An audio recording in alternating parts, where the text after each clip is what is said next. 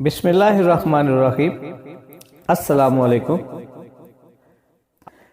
ہم آپ تمام دوستوں کا اپنے پلیٹ فارم پر خیر مقدم کرتے ہیں۔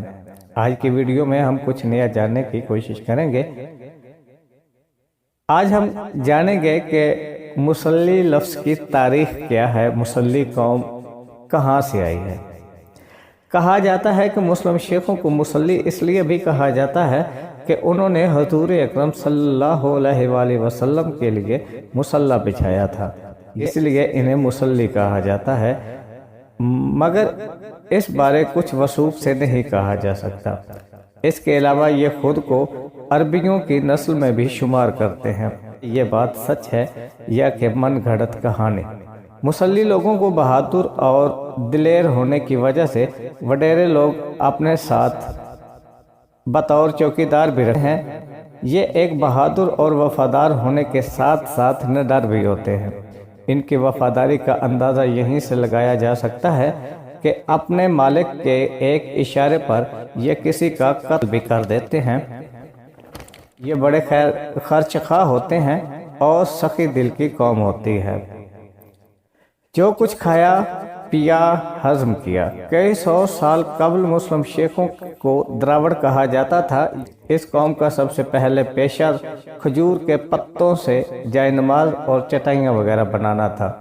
جب تقسیم پاک و ہند ہوئی تو یہ بے یار و مددگار کاروبار کی تلاش میں ادھر ادھر کے دھکے کھانے کے بعد انہیں ایک ترکیب سوجھی۔ انہوں نے اس وقت کی پاکستان میں موجود قوم آرین سے کچھ قرض لے کر کام کرنا شروع کر دیا۔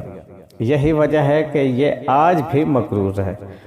یہ قوم زیادہ تر پنجاب میں موجود زمینداروں کے ڈیروں پر موجود ہے یا پھر بھٹا وغیرہ پر قرض اٹھا کر کام کرتے ہیں۔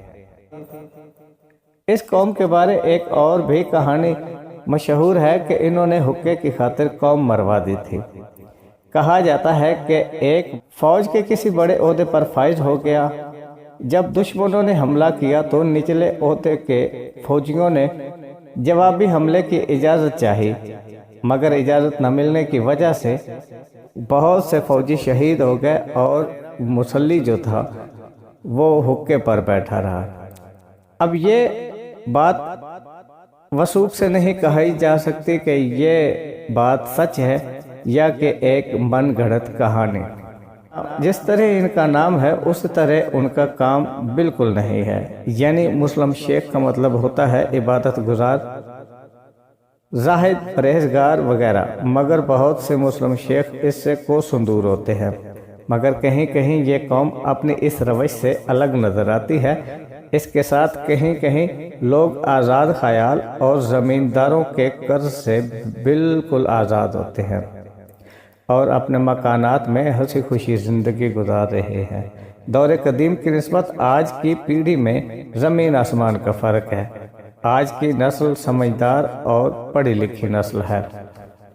آج کی ویڈیو میں ہم نے کچھ نیا جاننے کی کوشش کی۔ اگر آپ کو ہماری یہ ویڈیو اچھی لگی ہے تو بیل بجا کر ہمارے چینل کو سبسکرائب لازم کر لیں۔ آج کی اس ویڈیو کا اختتام ہوتا ہے یہیں پر ہی۔ ملیں گے انشاءاللہ اگلی کسی خوبصورت سی ویڈیو میں۔ تب تک کے لیے ہمیں دیجیے اجازت۔ اللہ حافظ۔ پاکستان زندہ باد۔